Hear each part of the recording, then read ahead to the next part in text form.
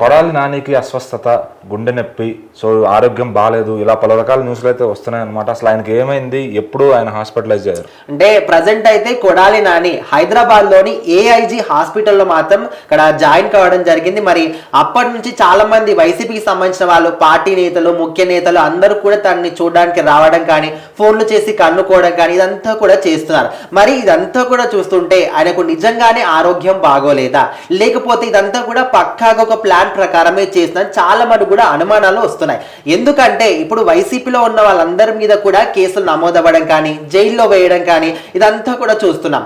Red book లో ఎవరెవరి పేర్లు అయితే ఉన్నాయో వాళ్ళందరినీ కూడా జైల్లో తోస్తారనే విషయం అందరికీ ఒక క్లారిటీ అయితే ఉంది. సో నెక్స్ట్ టార్గెట్ ఎవరు అంటే ఖచ్చితంగా కొడాలి నాని పేరు చాలా గట్టిగా వినిపిస్తుంది. కాబట్టి మరి ఇందుకోసమని ఇప్పుడు ఎక్కడికి వెళ్ళినా కూడా, విదేశాలకు వెళ్ళినా, వేరే రాష్ట్రానికి వెళ్ళినా ఏదో ఒక చోట మాత్రం ఖచ్చితంగా పోలీసులు పట్టుకుంటారు, జైల్లో ఖచ్చితంగా వేస్తారు. మరి ఇలాంటి ఒక హెల్త్ ఇష్యూ ఉందని చెప్పేసి హాస్పిటల్లో జాయిన్ అయితే ఇంకా ఎవరు కూడా ఏం చేయలేరు. కాబట్టి ఇలాంటి ఒక ప్లానింగ్ చేసుకున్నాడేమో కొడాలి నాని అని కూడా చాలా మంది అనుకుంటున్నారు. 90% పీపుల్ కూడా ఇదే అనుకుంటున్నారు. కాకపోతే నిన్న అర్ధరాత్రి సమయంలో ఆయనకు ఉన్నట్టుండి అస్వస్థత రావడం కానీ, అంటే ముఖ్యంగా గ్యాస్ట్రిక్ వచ్చింది అనమాట. ఇప్పటి నుంచో కూడా తనకు ఆ సమస్య ఉందంట. కాకపోతే నిన్న అర్ధరాత్రి వేళలో తీవ్ర స్థాయిలో రావడం వల్ల ఉడ్డావుటిగా ఇక్కడ హైదరాబాద్ లోని ఏఐజీ హాస్పిటల్లో తన మాత్రం తరలించారు. సో మరి ప్రజెంట్ అయితే చికిత్స పొందుతున్నాడు, బాగానే ఉన్నాడు. కాకపోతే పార్టీ నేతలు అందరూ కూడా రావడం కానీ, ఇంకేదో అయినట్టు పరామర్శించడం కానీ, నిజంగానే గుండెపోటు వచ్చిందని చాలా మంది కూడా ఏదో అంటే నిజంగానే పరామర్శిస్తున్నాం అనే విధంగా యాక్టింగ్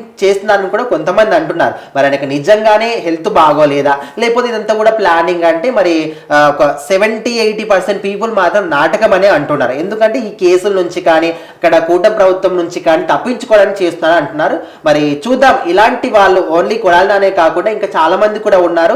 రెడ్ బుక్ లో ఎవరెవరి పేర్లు అయితే ఉన్నాయో వాళ్ళందరూ కూడా ఖచ్చితంగా జైల్లో పడడం ఖాయం అని అందరికీ తెలిసిన విషయమే. రీసెంట్ గా నారా లోకేష్ కార్ లో వెళ్తున్నప్పుడు రెడ్ బుక్ లో క్లియర్ గా వల్లభనేని వంశీ అని పేరు కూడా కనిపించింది. మరి దాని తర్వాత పేజ్ లో మా పేరే ఉందని చాలా మంది భయపడుతున్నారు. అప్పటి నుంచి గుండెల్లో ఇంకా కూడా వణుకు వస్తుంది. మరి కొడాలి నాని కూడా అదే విధంగా వచ్చిందని అంటున్నారు. చూద్దాం మరి ఏం జరుగుతుంది ఏంటి అని.